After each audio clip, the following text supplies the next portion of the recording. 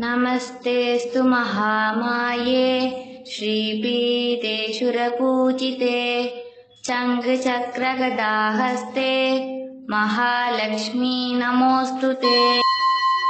नमस्ते गरुडारूढे कोलासुरभयङ्करी सर्वपापहरे देवी महालक्ष्मी नमोऽस्तुते।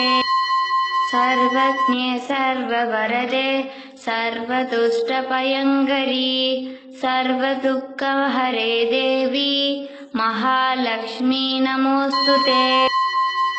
सिद्धिबुद्धिप्रदे देवी भुक्तिमुक्तिप्रदायिनी मन्त्रमूर्ते सदा देवी महालक्ष्मी नमोऽस्तुते।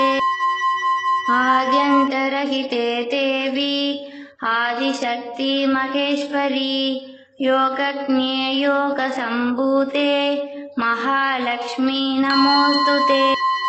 स्थूलसूक्ष्ममहारौद्रे महाशक्ति महोदरे महापापहरे देवी महालक्ष्मी नमोऽस्तुते। पद्मासनस्थिते देवी परब्रह्मस्वरूपिणी परमेशि जगन्मातः महालक्ष्मी नमोऽस्तुते। श्वेताम्बरधरे देवी नानालङ्कारभूषिते जगत्स्थिते जगन्मातः महालक्ष्मी नमोऽस्तुते।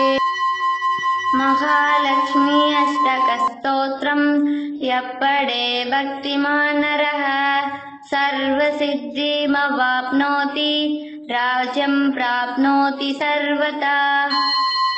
एकालं यः पठे नित्यं महापापविनाशनं द्विकालं यः पठे नित्यं धनधान्यसमन्वितः त्रिकालं यः पठे नित्यं महाशत्रुविनाशनं महालक्ष्मीर्भवेत् नित्यं प्रसन्ना वरदा शुभा इति महालक्ष्मी अष्टकं सम्पूर्णम्।